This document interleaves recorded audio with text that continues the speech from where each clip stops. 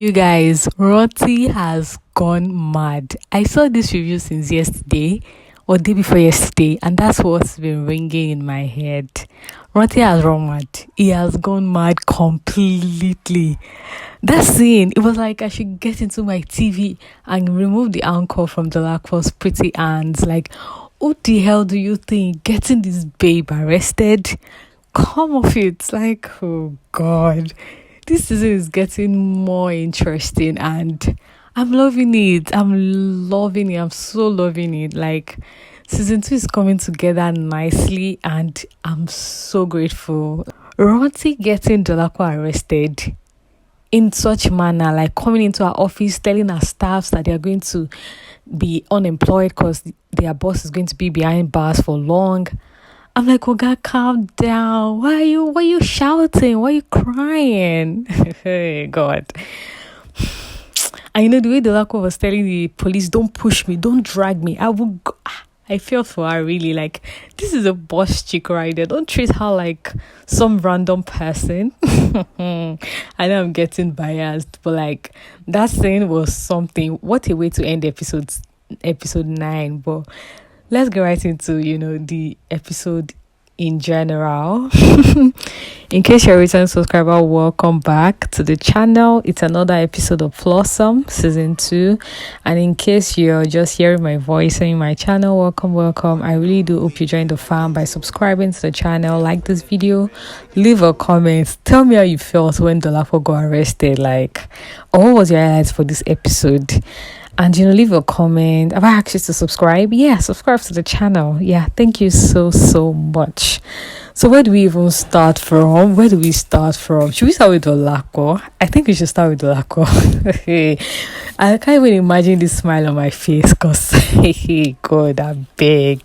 Even believe I'm talking about this Dolapo drama and I'm smiling. But let's start with Dolapo. But after Folarin had broken things up with Sedi, he's still staying with her. He wants to do better than he did last time he was with her, so he's been boying her for a job, saying he wants to work at her office. We was begging and persuading her. I was like, Dolapo, this guy wants to work, give him a broom, get him a mop or something. I know that's been ash, but like, just get him something to do. He's desperate at this point.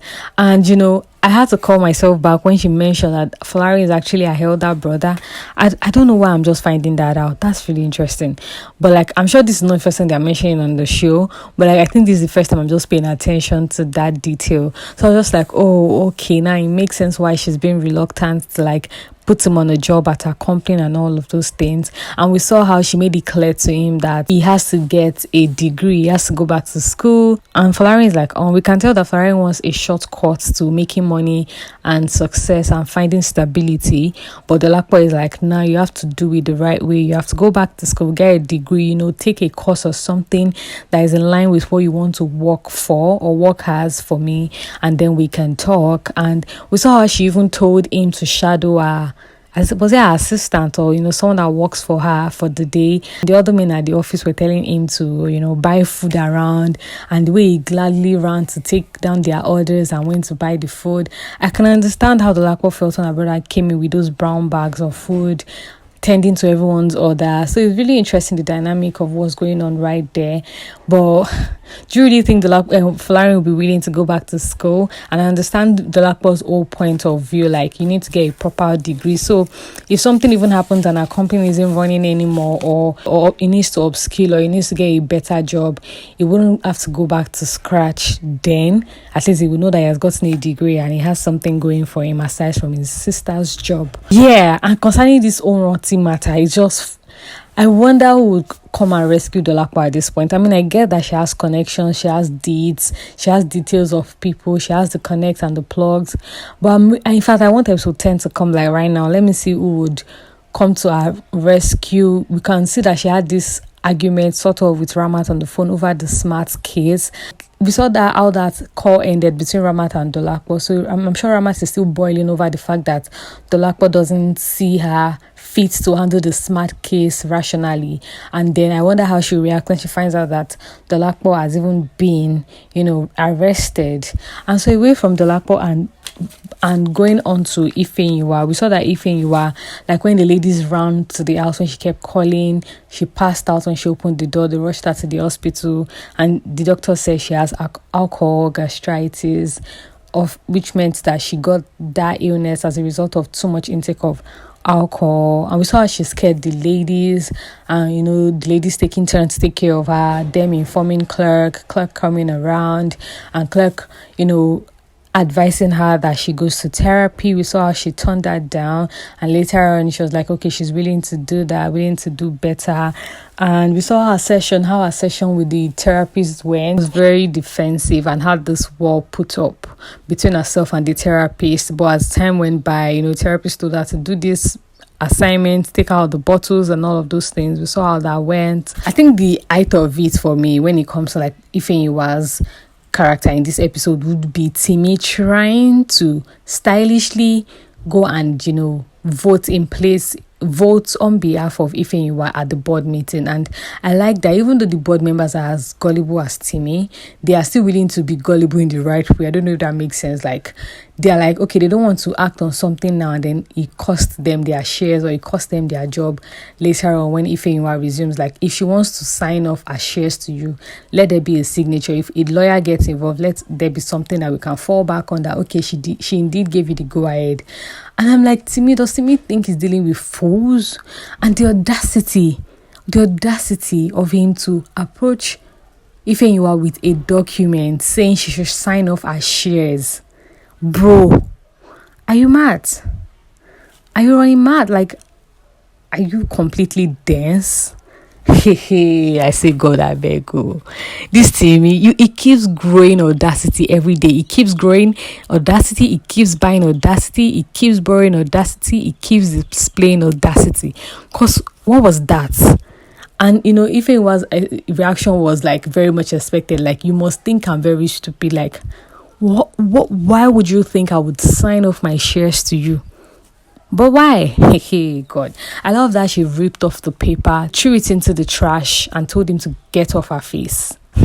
And that he should, come up with a meeting, and then she will come there and decide. And even if she wants to give it to Osto, she wants to do it in person. I wonder how that will pan out. I really do not even want Osto to get that. But even if Osto gets it, I feel like there will be a crazy comeback from Ifeyinwa. But I really, really do hope that. And yes, Clark already took out his bidding from this purchase of company. And I feel like that was like the best thing for them to do. And we saw that he was saying things around, he had to choose between the business and his feelings for her. And yeah, he chose his feelings over the business. And I think that's the best way for them not to mix business and pleasure together, so she can focus on the whole thing without any bias and deal with the nonsense man called Timi the rightful way. Because this drama. Down to Ify. Ify has been really chill this season, like no drama, no crazy whatever, and I'm really not mad at it that much. But we are getting more to her character in the sense that she's going on this tennis practice date with her Fosa. I'm like, okay, sis, I see you with the short skirt. I see you. And we saw how that went, how they both enjoyed it. And also she got a new job working with like a film, working as a costumier for a film, a big project. And Ivie's career has always been like the center of her character ever since season 1. So I really like that, even though we're not getting much in the relationship aspect of Ivie, our career is thriving, she's growing, she's evolving, and I'm okay with that. Now down to Ramat, babe. I remember asking in my previous recap video that I think Ramat and Uduak will go through with the divorce. Like, tables have turned. Ramat wants this divorce, and Uduak is willing to do anything to keep their marriage intact. Babe is not joking, like she has beckoned on a lawyer. A lawyer is available. She has come around. A lawyer has asked Uduak to get a lawyer as well, so they can draft the contract, so they can sign it, go to court. And it was very interesting when the lawyer asked them on what ground are they willing to get divorced, if it was solid enough for the courts to approve their divorce. But that whole point was really interesting to me, because I was just like, it was really funny to me, like even though they file for divorce, if he doesn't deem their their reasons fit for a divorce, he won't grant them one. I'm like, really interesting. I feel for someone that is in a tight corner because of that, that kind of role. But yeah, that's that about the law. So yeah, you could tell on Uduak's face, like, even the conversation he had with Ramat, that he wasn't willing to go through with the divorce, when he was even raving and shouting about divorce at the beginning of this season. He never even got a lawyer. He never told his family. That meant he wasn't even serious about it. But it's crazy how Ramat just mentioned it and she has gone like 5 steps ahead already, and it's crazy to him. He really doesn't want the divorce and all that. I'm like, now wow. And finally Ramat opened up to the girls that she's getting a divorce. Like, they were all shocked. Like, they thought they knew Ramat's marriage wasn't perfect, but they saw her as someone that will fight through thick and thin to keep her married. They didn't think it was something that was beyond repair or beyond managing. This old discussion around Ramat and Uduak's marriage reminds me of the movie I just finished saying, What's the Big Deal About Marriage? It shows BBN Rachel, and Ifeyinwa. I'll be reviewing the film next. To be dropping right after this review, so check that out. Subscribe to my channel so you don't miss out when I drop that review. But yeah, I really feel for those two. I really do feel for them. And this conversation Efosa had with Ramat, saying she was very unprofessional by leaving the event abruptly because of her friend called. There were 2 other friends that could run to her rescue. Her going there didn't change anything. I get where Efosa is coming from, really. Like, what if she was the only one that could give that speech? What if millions were at stake? Millions cannot buy a life, yeah, but since 2 other persons were available to go to Ifeyinwa, like, she could have still stayed back. But then again, I'm like, what's the essence of her staying back when she wouldn't be able to focus on the event or even focus on the speech, and her mind would be just, oh, wow, is my friend doing? Have they gotten there? What's the issue? Is she fine? And all of those things. But I wonder if it was Ramat's family member that happened to, like maybe her child or her husband. I wonder if Efosa would have had that same statement to make. But what do you guys think? I'm this and that on what Efosa said. He's wrong, and he's also not wrong with what he said. And I'm just glad there's somebody to put in check with how she behaves. And talking about putting her in check, I'm very, very fearful for her and this whole smart issue. We can tell that they are lying about Yemi. I feel like they're using Yemi for sex trade, and that would be very heartbreaking if it turns out to be. But yeah, I'm very fearful for Ramat and this her decision to work on Smart's case. We'll find out more in coming episode. Let me know what your thoughts are concerning episode 9. Leave a comment, like, share, subscribe, and I'll love to see you in my next video. Until then, make sure to remain happy because you owe it to yourself. Bye guys.